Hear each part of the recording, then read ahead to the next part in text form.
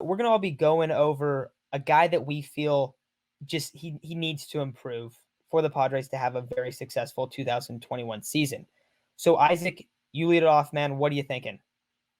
I'm gonna go with Tommy Pham. Um, if you look at his numbers, I know we can't really compare like home run totals and all that because it was only a 60-game season. But if you look at his percentage totals in terms of batting average and fielding percentage, pretty much across the board, he had his lowest numbers with the Padres. And at times, it looked like he was replaceable because it felt like Jurickson Profar was just he was playing just as good as left field, and he was getting on more. So the thing with Tommy Pham is with where he is in the lineup, you mostly see him batting 3-4 when he was playing last year. He only had 3 home runs. He only had 2 doubles. He walked 15 times, which is pretty good, 6 stolen bases. But when you hear someone bats 211 with 3 home runs and over 100 plate appearances, you normally don't think he'd be a 3-4 hitter. You'd think 7, 8. So Tommy Pham's going to be the guy that I think mainly because of where he is in the lineup and how crucial he was supposed to be when he originally came to us. But I said it earlier. I think against righties, Grisham and Pham as your 1-2 with Tatis and Machado batting 3-4 is perfect because of how often Grisham and Pham get on. You're setting up a lot of RBI opportunities for your two best hitters, your two best players. So, but Tommy Pham's gonna be the guy that I'm gonna go with mainly because I mean he came with us and posted career lows in plenty categories. So Yeah, and I hopefully, think there's a lot of reason to believe that he's going to make a big step. I mean, obviously he had the injury, and then it seemed like half the time he was in the outfield he couldn't see, which obviously is a bit of an issue. But Chase, do you like Tommy Pham as one of the guys that can really take that step forward? Yeah, if we get like his career average, man, with Will Myers and right and Grisham in center, I think we have a pretty lethal outfield, both defensively and offensively. A pretty speedy outfield too at that. Ryan, and what do you think about Tommy Pham making these big improvements this next year? I mean, I think it really speaks for itself. He had a really bad elbow injury last year. If you look at his career numbers, he's a consistent 3 to 4 WAR player. He has a tremendous on base ability, just unbelievable walk rate. And I mean, he's not too far removed from, I think it was 2016 with the Cardinals, where he was a 6 WAR player. He put up, you know, numbers that would put him in the MVP conversation. He hit over 300 with an on base over 400. He's not too far away from putting up those types of numbers, and he still clearly has a lot left in the tank. We're talking about a guy who got stabbed earlier this offseason and 2 weeks later was running like 12 miles per hour on a treadmill.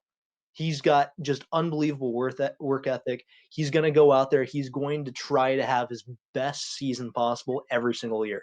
So I have no doubt that he can not only come back towards those career numbers, but even potentially put up numbers that are more reflective of that MVP caliber year he had not too long ago.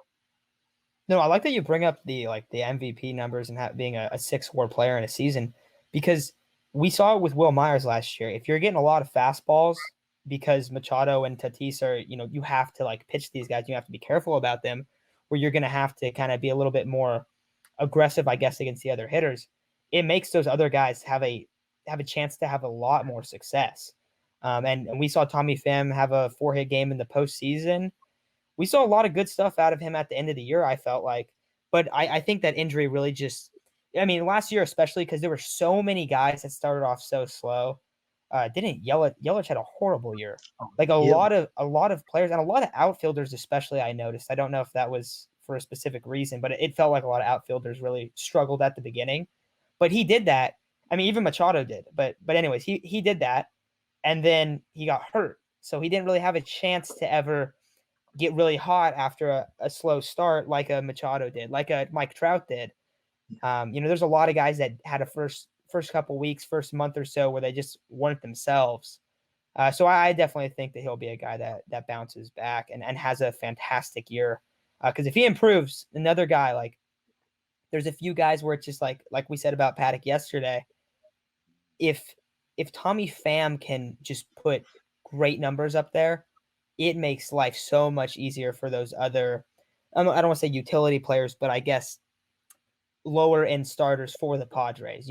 Second base doesn't have to produce as much. Center field, right field, like those guys don't have to put up as great numbers because Tommy Pham can help the team so much. So we don't have to depend on these other guys. But Chase, who's your guy that you want to see improve this next year? That has to be Emilio Pagan, because if he goes back to how he was on the Rays, that bullpen is so versatile. You have Pham, possibly Hader, Pagan, Johnson, that can all close in any game, any situation. You can have a closer caliber pitcher pitch in the 6th or the 7th inning if the pitcher doesn't end up going 6, or you can have him in the 7th or 8th. It just opens that bullpen up to anything. Yeah, no, I mean that would round out just a very strong bullpen, especially if Hader is there, or if we post this when he's already been traded, because that would be sick too. But Ryan, is Pagan a guy that you think maybe was a little bit underwhelming in 2020? Because that's what I felt just from watching him, and he did seem to get better as the year went on, but he was another one of those guys, a lot like pretty big struggles early on, especially like in some pivotal moments early on in the season where it felt like he was the guy that kind of blew the game. But is that something that we should expect to see? Is he a guy that we expect to see a better season from this next year? Absolutely. Yeah, 100%. And I remember before he came over, I went back and watched some of his highlights with the Tampa Bay Rays, like you said, and it was just almost like a completely different pitcher showed up on the first game he pitched in a Padres uniform, because with the Rays, you got this guy who was throwing 96 to 99 consistently with a really nasty slider. And what stood out to me was he had pinpoint command all over the strike zone, and he just looked unhittable. And when Pagan came out to pitch for the first time, he was hitting 94, 95, and his command was just awful. I think the first appearance he had, he walked the side or something crazy like that. And once he went down with an injury, it was like, okay, that explains a lot. And he came back from that injury and he pitched extremely well. So I think that's the pitcher that you're going to see more going forward, assuming he can stay healthy, is the one that you saw the second half last year and with the Tampa Bay Rays. Just another closer caliber reliever in this bullpen that already has about 5 of them and maybe 6 soon. But what do you think, Isaac? Do you think that we're going to see a better version of him this next season after hearing what Ryan had to say? Yeah, I think it's evident that we probably will, just based off the latter half of the season that he had last year. At the beginning of the season, I remember a specific game. It was against the Diamondbacks in Arizona. I think he had the chance to either keep the game tied or maybe down by 1, but he absolutely blew it. But after that, it seemed like he really calmed down and he really had a decent season towards the end. And he was a pretty big contributor to our bullpen, because we really saw improvements in our bullpen after that Arizona series. And I think he was one of the biggest reasons why. But we don't really have a set closer yet. And I'm assuming Emilio Pagan will be one of those guys that is definitely in consideration, because when we acquired him in that Margot trade, he was a closer with the Rays, I believe. And so I can imagine him being one of the guys that will absolutely be in that closer role, or at least be considered for it. And he's going to be pivotal to our success. Do you think that he would be the closer instead of Pomeranz if Hader didn't end up a Padre?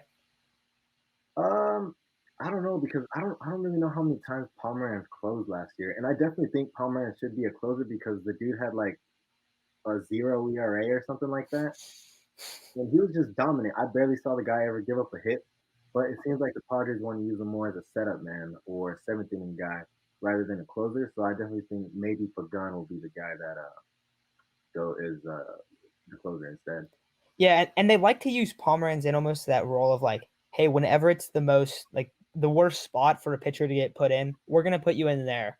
We're gonna give you all of the most important, I guess, like reps, because you see him like, all right, 7th inning, but there's 2 guys on, no outs. Like, all right, Drew, like go in there and clutch this out, and he did so many times last season, where it's hard to almost be like, all right, you can only pitch the 9th.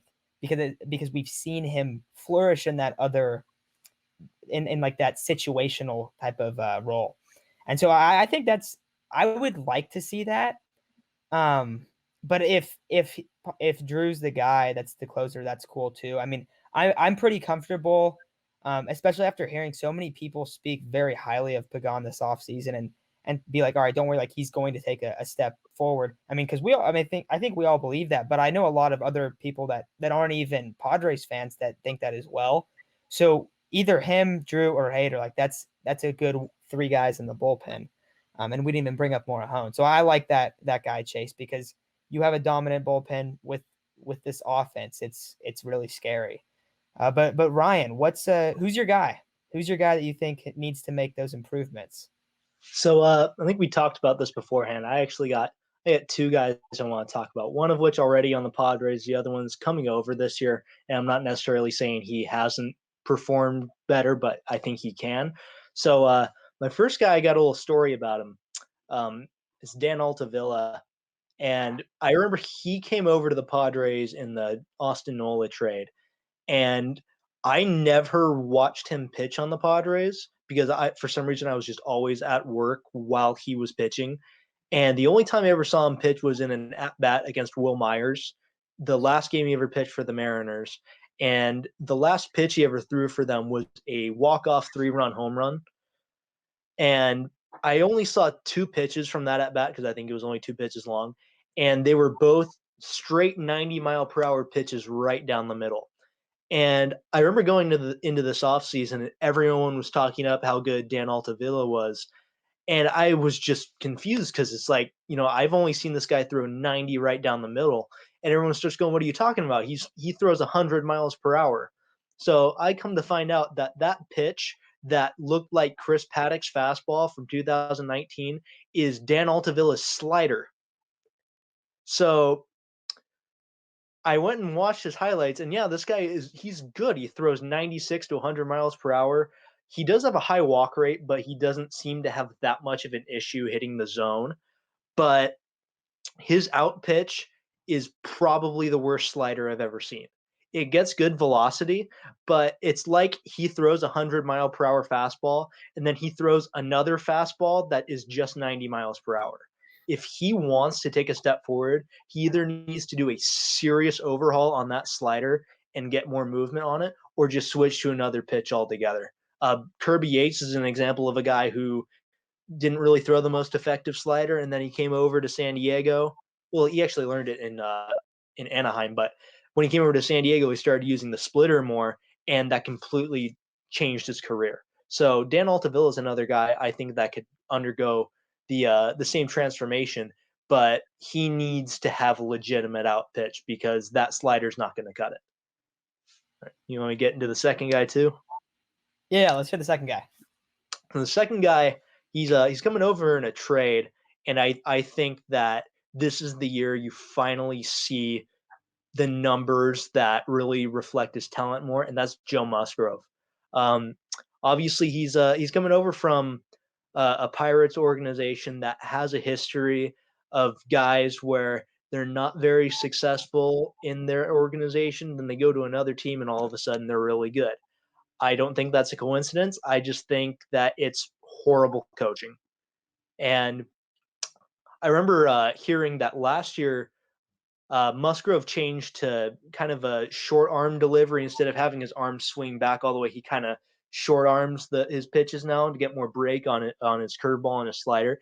I remember hearing that he had to teach himself that, and it wasn't the coaching staff that taught him to do that to get more break on his pitches. He had to go out and do that himself. And not only that, but the Pirates coaching staff was having him throw like sinkers and cutters instead of just his four-seam fastball. And he did an interview earlier this offseason where he said, when I come over to the Padres, I'm not going to throw my sinker anymore because it's less effective than my four-seam. Watching highlight videos of him, I've seen his four-seam go up, 94 to 96 miles per hour, and his sinker, which barely moves, sits 92, 93. I don't know why he would even be throwing that. But, his numbers kind of remind me of Dinelson Lamet and Corey Kluber, where his FIP is fielding independent pitching, which is like an ERA, factoring out any errors made in the field or how they might affect the amount of runs a pitcher gives up. throughout his career, they are consistently very significantly lower than his ERA. And last year, he struck out more hitters per nine than any pitcher on our pitching staff currently, which includes Yu Darvish, Blake Snell, Dinelson Lamet. I see tons of evidence that this guy can come over this year, and if he gets proper coaching, he could easily start producing like a 2 or 3 starter. I think AJ Castavell, he did that little blurb about Paddock and how effective his changeup was. When Musgrove did the same bullpen session alongside Paddock, he faced Machado, Myers, and Hosmer. He struck out all 3 of them and then got the other 2 to ground out. So bottom line, this guy is the filthiest slider you've ever seen, and I think he's going to have a huge breakout season. Great pickup. So basically what you're saying is that if a team has to play the Padres and they have to go against Lamet and then Musgrove and their guys can't hit sliders, they're completely screwed. They're completely screwed. If you've never seen Joe Musgrove throw a slider, I honestly think it's better than Lamet's. It doesn't break as sharply, and it's not as fast, but it's just unbelievable. It has just as much horizontal movement as it does vertical movement, and it just completely falls out of the zone. Yeah, no, that's I'm so excited for Musgrove. I think he's just that, like, adding him at the end of all of, those big trades, just like, damn, like another dude, like another guy that just has a nasty pitch. And so Chase, I got to ask you, you brought up Altavilla, how his sliders it needs a lot of work, and him potentially moving on from that pitch. And then you also brought up that Joe Musgrove, he doesn't want to throw it was sinker, right? He wants to throw the 4-seam instead of the sinker. So Chase, you've been a guy that's been like, I don't know, when we talk about baseball, a lot of times you're like, they should change up. He should stop throwing this pitch. He should, add this pitch to his I don't know, to his group. But like, what do you think about these guys moving on from pitches? Do you think that's a good thing, or do you just see it as something that where it's really like dependent for every individual player? So not every pitch works with every single pitcher, and you can see that across the league. It's a different type of breaking ball. They throw it with a different grip. So it's really finding about what is comfortable to them. And I'm pretty sure someone told Altavilla, man, you have like this blazing fastball. You just need this sharp breaking ball to go with it. And they told him, hey, the slider will work with it because, it'll still be a little slower to have that high velocity, where I think they should have told him to go with the changeup. It may feel a little uncomfortable at first, but you follow the same motion as a fastball for the most part. You keep the same arm angle, you keep the same arm speed. It's just practically switching up what fingers you throw it with. You throw it like a fastball, it'll have a slower speed. You don't have to try to turn that elbow or turn your wrist, and you don't get that horizontal break like he wasn't getting with this. But you'll get the slower speed, you'll tumble, and it might just work for him because that slider isn't working for him. So maybe if he can just throw something like a fastball, like changeup would be, I think he could be successful. And then for starters, it's just as long as you can find 3 solid pitches that you can work with, you're good. Any more than that, like nobody's asking you to be Yu Darvish and throw 11, 12 different pitches. Finding 3 or 4 that you're solid and comfortable with and that you can maybe throw at any count. If Musgrove has found those 3 or 4 that he wants to focus on for the rest of the career, just stay on those 4. Don't let any other pitching coach tell you otherwise. Yeah, no, I like it. I like it. And I like the confidence that Musgrove's bringing, like, hey, I'm done with my sinker. I can throw my 4-seam. It's more effective.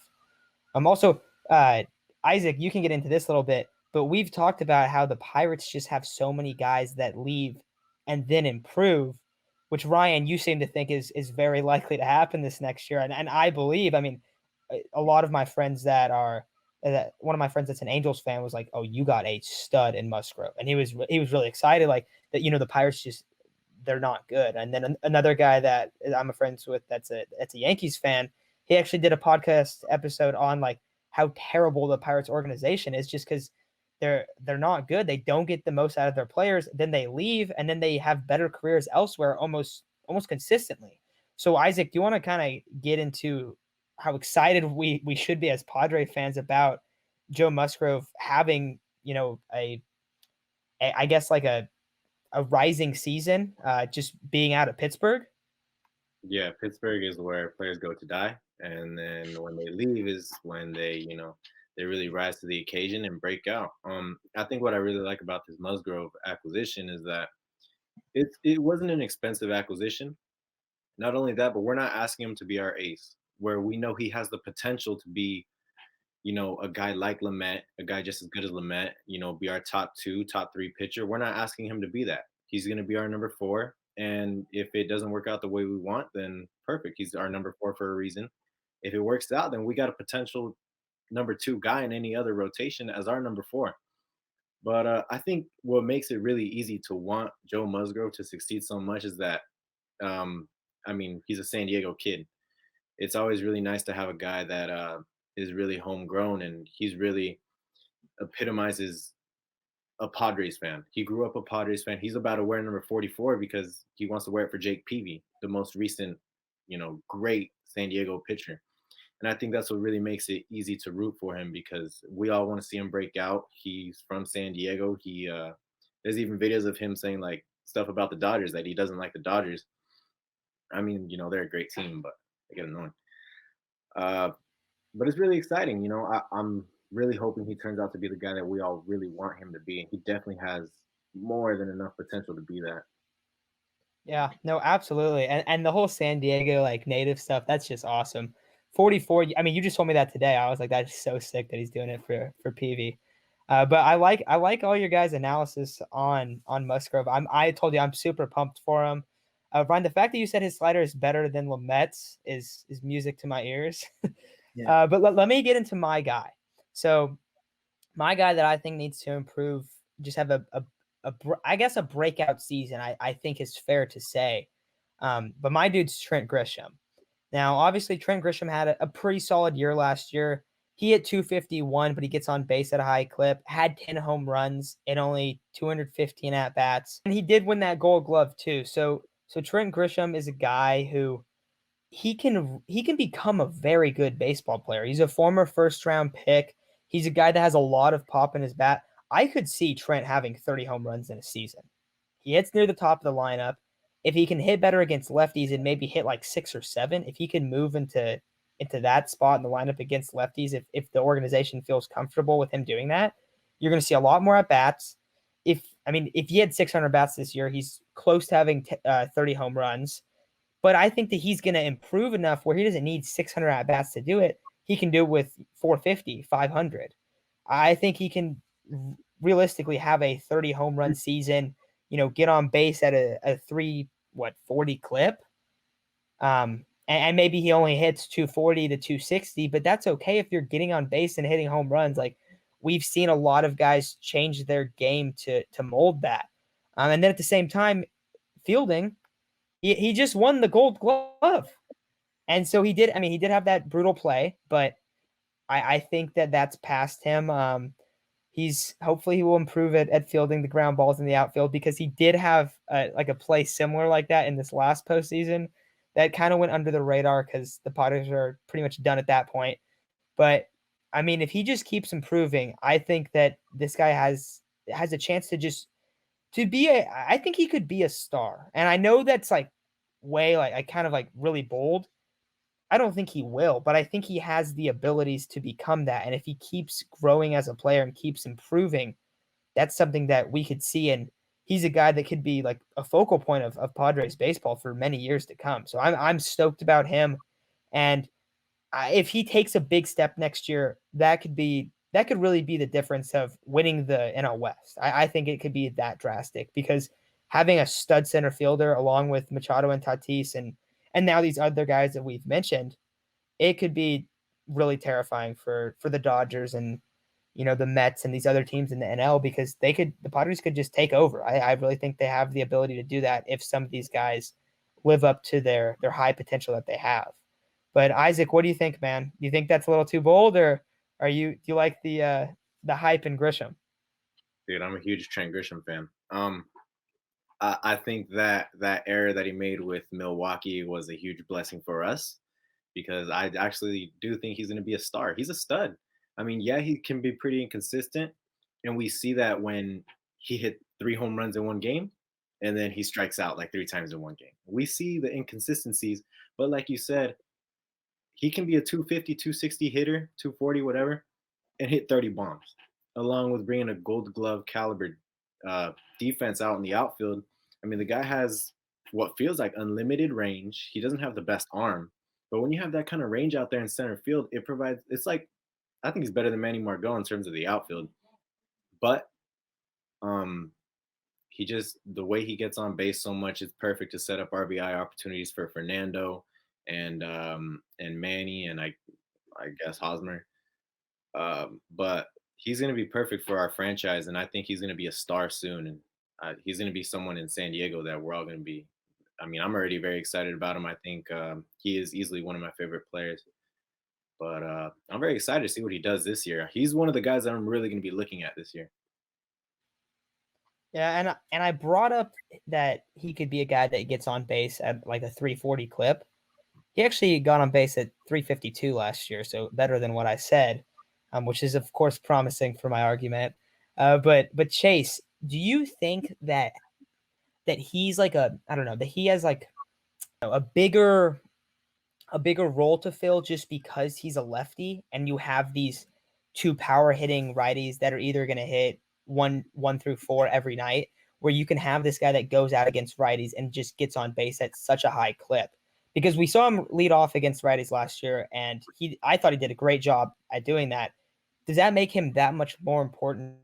Cut on that last part, but yeah, I do think it makes him more important to that lineup as long as he gets on base at the same clip. We saw him incorporate the drag bunt a little bit, as I've been wanting to see more Padres players do it because, man, if you can just get that above third baseline or first baseline when they're playing off the bag, if you can get on base in any way, shape, or form, it's going to help out everybody else more. And then especially since we have, guys like Tatis, Grisham, Profar, Pham, Myers, who can go out there and steal over 20 bags in a season.